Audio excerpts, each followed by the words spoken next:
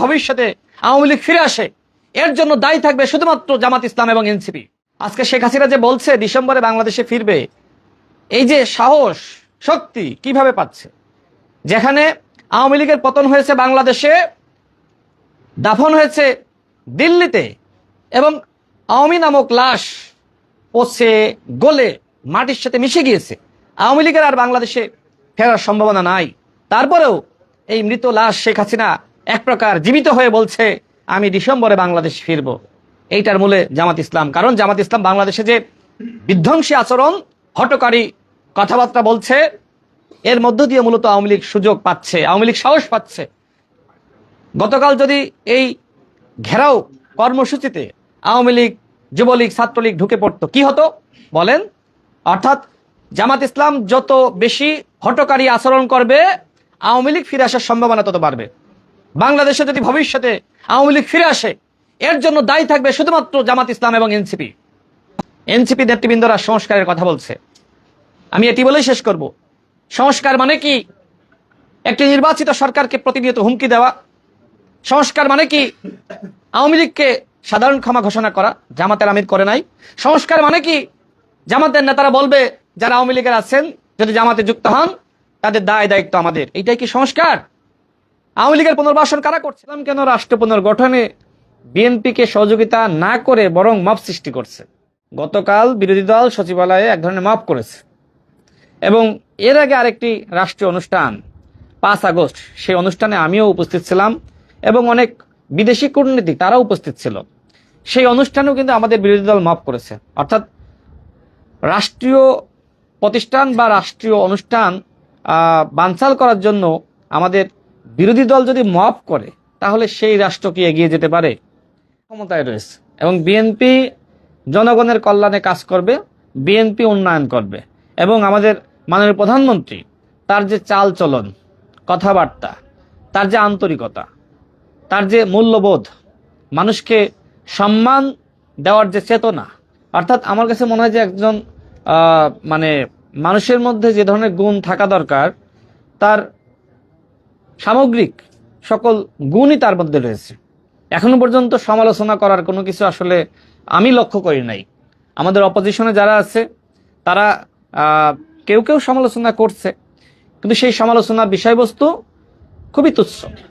যেমন জুলাই জাতীয় সনদ নিয়ে তারা সমালোচনা করছে। এখন জুলাই জাতীয় সনদ তো আসলে মীমাংসিত ইস্যু।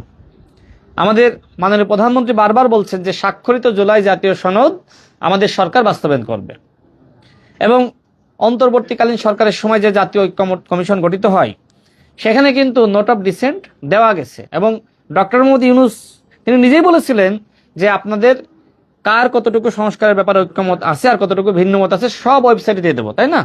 9 মাস আলোচনা হয়েছে, এবং সেই আলোচনার ভিত্তিতে আমরা জাতীয় সংসদ ভবনে অধিকাংশ দল সেখানে স্বাক্ষর করেছে, শুধুমাত্র এনসিপি করে নাই, জামাত ইসলাম করেছিল। তার মানে কি? তার মানে স্বাক্ষরিত জুলাই জাতীয় সনদের উপর সবার আস্থা আছে।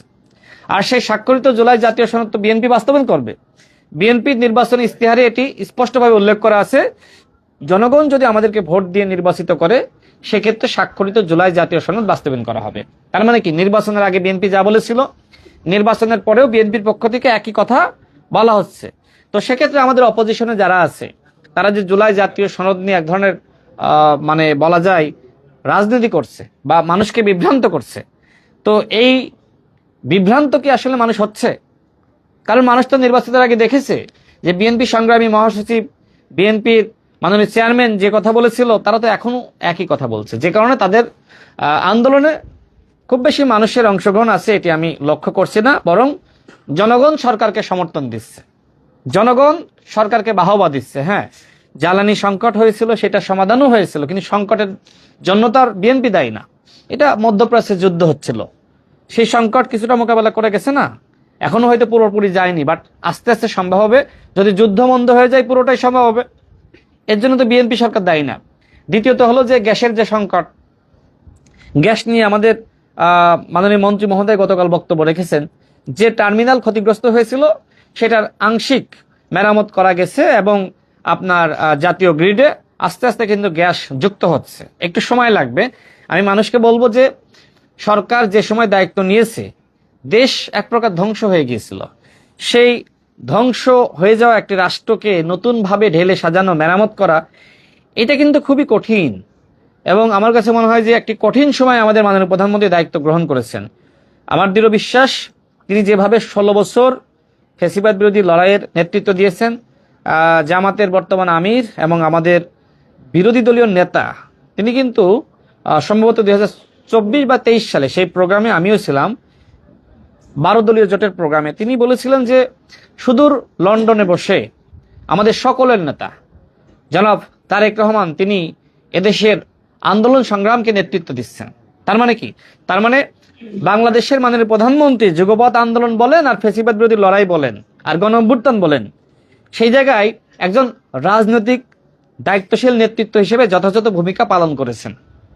এবং এটি নিয়ে জামাত ইসলাম অতীতে স্বীকৃতিও দিয়েছে, প্রশংসাও করেছে। কিন্তু এখন তারা এক ধরনের হীনমন্যতায় ভুগছে, যেহেতু বিরোধী দল হয়েছে। আর বিরোধী দল হয়ে সরকারি দলের প্রশংসা করলে মানুষ তো আসলে ওই দলকে ওইভাবে বিরোধী দল মনে করে না। যে কারণে আমার খুবই খারাপ লেগেছে যে এক ধরনের মব করা হয়েছে সচিবালয়ে।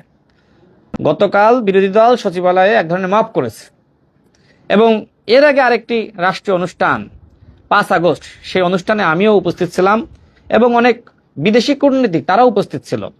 সেই অনুষ্ঠানেও কিন্তু আমাদের বিরোধী দল মব করেছে। অর্থাৎ রাষ্ট্রীয় প্রতিষ্ঠান বা রাষ্ট্রীয় অনুষ্ঠান বানচাল করার জন্য আমাদের বিরোধী দল যদি মব করে, তাহলে সেই রাষ্ট্র কি এগিয়ে যেতে পারে? আমাদের মাননীয় প্রধানমন্ত্রী বিশ্বাস করেন যে রাষ্ট্রকে যদি এগিয়ে নিতে হয়, উন্নত করতে হয়, সরকারি দল এবং বিরোধী দল একসাথে কাজ করতে হবে। রাষ্ট্র পুনর্গঠনে আমাদের মাননীয় প্রধানমন্ত্রীর যে স্বপ্ন, এই পুনর্গঠনের স্বপ্ন বাস্তবায়নে শুধুমাত্র বিএনপি কাজ করলে কি হবে? আমাদের অপোজিশনে যারা আছে তাদেরকেও কাজ করতে হবে। আমাদের মাননীয় প্রধানমন্ত্রী ইতিমধ্যে বলেছেন যে আপনি ছাড়া আমি না, আমি ছাড়া আপনি না, আমরা একে অপরের পরিপূরক। তার মানে কি? এই রাষ্ট্র পুনর্গঠনে সরকারি দল, বিরোধী দল, আমাদের সবাইকে একসাথে কাজ করতে হবে। আমাদের এখানকার এমপি মহোদয়, তার সাথে এখানে সৌজন্যতা বিনিময় হয়েছে, তিনিও কথা বলেছেন। তিনি একটি বিষয়ে একমত যে হ্যাঁ, জনগণের কল্যাণে আমাদের সবাইকে একসাথে কাজ করতে হবে। তাহলে আমার প্রশ্ন হলো যে জামাত ইসলাম কেন রাষ্ট্র পুনর্গঠনে বিএনপিকে সহযোগিতা না করে বরং মব সৃষ্টি করছে? আমি স্পষ্টভাবে বলতে চাই, সরকারের বিরুদ্ধে যে কোনো চক্রান্ত, ষড়যন্ত্র, সেটিকে আমরা মোকাবেলা করতে ইনশাল্লাহ সক্ষম। এর আগে শিক্ষামন্ত্রীর পদত্যাগের দাবিতে যে ধরনের একটি ভুয়া আন্দোলন সৃষ্টি করা হয়েছিল, সেই আন্দোলন কি বন্ধ করা গেছে না? তো আপনারা যে ধরনের ভুয়া ন্যারেটিভ দাঁড় করাবেন, আমরা জনগণকে সক্ষম হবে ইনশাল্লাহ সঠিক তথ্য এবং উপত্যর মাধ্যমে আপনাদের ওই মিথ্যাচার সম্পর্কে জবাব দিতে। ইতিমধ্যে কিন্তু মানুষ নিন্দা করছে যে যারা ক্ষমতায় যাওয়ার স্বপ্ন দেখে, যে দলের সাংগঠনিক সক্ষমতা আছে বা বাংলাদেশের প্রধান বিরোধী দল, তারা কোনোভাবে আসলে এইভাবে সচিবালয় ঘেরাও করতে পারে না, সচিবালয় মব করতে পারে না। মানুষ সমালোচনা করছে না, সাংবাদিক ভাইরা করছে কিনা, যে আপনি সরকারের কাছে আপনার দাবি জানান, কথা বলেন। আর এই সরকার তো আপনারই সরকার, গণঅভ্যুত্থানের সরকার। গণঅভ্যুত্থানের সরকার কি জামাতের সরকার না? আমাদের অপোজিশনে যারা আছে তাদের সরকার না? সবারই সরকার। সুতরাং এই সরকার যদি সফল না হয়, তাহলে আপনি কি সফল হবেন? আপনিও তো ব্যর্থ হবেন। ইতিমধ্যে শেখ হাসিনা, স্বৈরাচার শেখ হাসিনা ভারতে বসে যে আস্ফালন দেখেন না আপনারা? সে বলছে ডিসেম্বরে দেশে আসবে। মাননীয় স্বরাষ্ট্রমন্ত্রীর কথা আমার খুব ভালো লেগেছে। তিনি কি বলছেন যে আসলে কি শেখ হাসিনা কথা বলছে, আসলে কি শেখ হাসিনা বক্তব্য দিয়েছে? এ বিষয়ে আমি বলি, দেখেন, মানুষের মনে প্রশ্ন যে ভারতে যে প্রেস ব্রিফিংটা হলো, সেখানে সরাসরি শেখ হাসিনা বক্তব্য দেওয়ার কথা ছিল। যেহেতু শেখ হাসিনা আসে নাই, সুতরাং যে অডিও বক্তব্য সেখানে দেখানো হয়েছে, এটা কি আসলে শেখ হাসিনার বক্তব্য নাকি এআই বক্তব্য? এআই ভিডিও অনেকে প্রশ্ন তুলছে না, এইটা কি আসলে তার কণ্ঠ নাকি এআই কণ্ঠ? আমার প্রশ্ন হলো, শেখ হাসিনা কি বেঁচে আছে নাকি মারা গেছে? যদি বেঁচে থাকে তাহলে ডিসেম্বর মাসে সে বাংলাদেশে ফিরুক, আমরা তাকে বরণ করে নিতে প্রস্তুত আছি ফাঁসির কাস্টে ঝুলানোর জন্য। কারণ যে গণহত্যা চালিয়েছে, এই গণহত্যার মাপ তো ভাই হইতে পারে না, ক্ষমা চাইলেও মাপ হয় না। তারপরেও যদি অনুতপ্ত বোধের জায়গাটা থাকতো, তাই না? সেখানে সজীবদের জয়, তার কোনো অনুতপ্ত বোধ আছে? সেখানে আরো আওয়ামী লীগের অন্যান্য যারা নেতৃবৃন্দ বক্তব্য রেখেছে, নিষিদ্ধ ঘোষিত আওয়ামী লীগ, কোনো অনুতপ্ত বোধ আছে? কিচ্ছু নাই তো। সুতরাং এদেশের জনগণ কেন আওয়ামী লীগকে ক্ষমা করবে? এই যে আওয়ামী লীগের আস্ফালন, আমি আমাদের অপোজিশনকে বলবো যে আওয়ামী লীগ যাতে এই আস্ফালন না করতে পারে এই জন্য আপনাদের সহনশীল হতে হবে। আপনারা যে সময় হটকারী হচ্ছেন, প্রতিনিয়ত গণ অভ্যুত্থানের কথা বলছেন, একদিনে পতন ঘটিয়ে দিবেন, নানান কথাবার্তা বলছেন না সরকারের, তো এই সুযোগটা নিয়ে মূলত আওয়ামী লীগ তারা ভাবছে যে এরা তো লাগালাগি করতেছে নিজেরা, সুতরাং মাঝখান দিয়ে যদি আমরা ঢুকে যেতে পারি তাহলে তো একটি বিশৃঙ্খলা সৃষ্টি হবে। তো আমার সর্বশেষ কথা হলো যে সরকারকে নিয়ে যে ধরনের বিশৃঙ্খলা, ষড়যন্ত্র বা মিথ্যাচার করা হোক না কেন, ইনশাল্লাহ সেইটা সরকারি দল আমরা জবাব দিতে সক্ষম। আজকে সাংবাদিক ভাইয়েরা আপনারা এখানে এসেছেন, আপনাদেরকে অসংখ্য ধন্যবাদ। সর্বশেষ কথা হলো যে কালীগঞ্জের উন্নয়নে আমাদের সবাইকে একসাথে কাজ করতে হবে। মাদকের বিরুদ্ধে আমাদের যুদ্ধে যেতে হবে এবং এর পাশাপাশি মাদকের বিরুদ্ধে আমাদের যুদ্ধ ঘোষণা করতে হবে। এর পাশাপাশি আমাদের কালীগঞ্জে যাতে জ্যামজট না হয় সেই লক্ষ্যে কাজ করতে হবে। সুগার মিলের উন্নয়ন নিয়ে আমি কথা বলেছি, আমি এমডি মহোদয়কে বলেছি যে 2 বছরের মধ্যে আপনি প্ল্যান নেন যাতে করে এটা লাভজনক প্রতিষ্ঠানে পরিণত হয়। এবং সর্বশেষ কথা হলো যে আমাদের এখানকার রাজনীতি যাতে অসহনশীল না হয়। কেউ কারোর গায়ে হাত দেওয়া, হ্যাঁ, রাস্তাঘাটে কাউকে মানে গায়ে হাত তোলা, এইটা নেক্সট আর আমি শুনতে চাই না। এখানে আমাদের হামিদুল ইসলাম হামিদ ভাই আছেন, এখানে আমাদের তবিবুর রহমান মিনি ভাই আছেন, আমাদের শামসুল ভাই আছেন, আমাদের ভিপি ইসরায়েল ভাই পিছনে আছেন, তারা এলাকার সিনিয়র নেতৃত্ব। তাদের প্রতি আমার যে আহ্বান থাকবে, কালীগঞ্জের মাটিতে যাতে রাজনৈতিকভাবে কোনো বিরোধ আমরা না দেখি। আমাদের বিএনপি যারা আসলে বিদ্রোহী হয়েছিলেন তাদের প্রতি আমার আহ্বান থাকবে যে বিএনপিকে সুসংগঠিত করা। যেহেতু বিএনপি এই মুহূর্তে রাষ্ট্রীয় দায়িত্ব রয়েছে, সরকারের রয়েছে, বিএনপিকে সুসংগঠিত করা কিন্তু আপনাদেরও দায়িত্ব। বিএনপির নাম ভাঙিয়ে যাতে কেউ অন্যায় করতে না পারে, অপরাধ না করতে পারে, চাঁদাবাজি না করতে পারে, দুর্নীতি না করতে পারে, সরকারি কর্মকর্তাদের সাথে দৌরাত্ম্য না দেখাতে পারে, সে বিষয়ে কিন্তু আপনাদেরও খেয়াল রাখতে হবে। আমি 4 জনের নাম বলেছি, আপনারা এই বিষয়গুলো খেয়াল রাখবেন। আমরা চাই যেহেতু বিএনপি সরকারে রয়েছে, বিএনপির নেতৃবৃন্দকে পরিশুদ্ধ হয়ে রাজনীতি করতে হবে, বিএনপির নেতৃবৃন্দকে জনগণের কল্যাণে রাজনীতি করতে হবে। সরকারে থাকলে দায়িত্বশীল হতে হয় এবং আমি সবাইকে দায়িত্বশীল হওয়ার আহ্বান জানাচ্ছি। সাংবাদিক ভাইদের আর কোনো কথা থাকলে বাইরে গিয়ে বলবো না।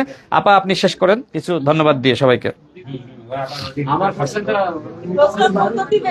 ওইখানে তো কথা বলবো, ওইখানে আছে।